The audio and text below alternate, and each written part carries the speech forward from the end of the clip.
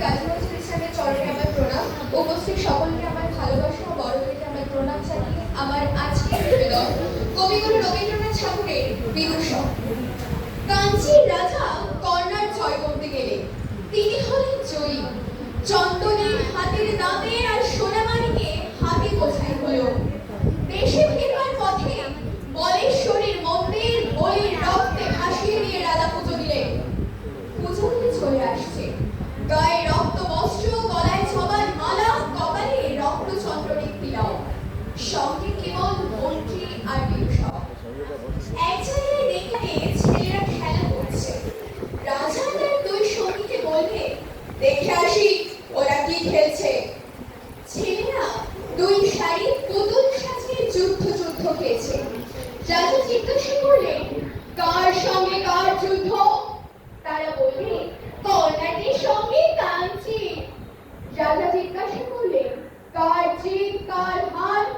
ছেলেরা বুক ফুলিয়ে বললে, কর্ণাটির জিত কাঞ্চির হার। মন্ত্রীর মুখ গম্ভীর হলো, রাজার চক্ষু রক্তবর্ণ। বিদূষক হা হা করে হেসে উঠল। রাজা যখন তার সৈন্য নিয়ে ফিরে এলেন, তখনও ছেলেরা খেলছে। রাজা হুকুম করলেন, এক একটা ছেলেকে গাছের সঙ্গে বাঁধো আর লাগাও বেল।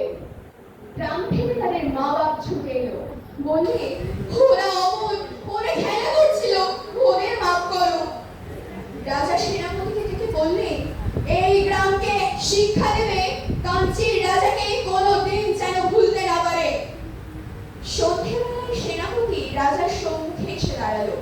প্রণাম করে বললে, মহারাজ, শ্রীগাল কুকুর ছাড়া এই গ্রামের কারো মুখে শব্দ শুনতে পাবেন না। মন্ত্রী বললে, মহারাজের মান রক্ষা হলো। পুরোহিত বললে, বিশ্বেশ্বরী মহারাজের সহায়। বিদূষক বললে, মহারাজ, এবার আমাকে বিদায় দিন। রাজা বললেন, কেন? বিদূষক বললে, আমি মারতেও পারি নে, কাটতেও পারি নে। মহারাজের সভায় থাকলে আমি হাসতে ভুলে যাব। বিধাতার প্রসাদে আমি কেবল হাসতে পারি। নমস্কার।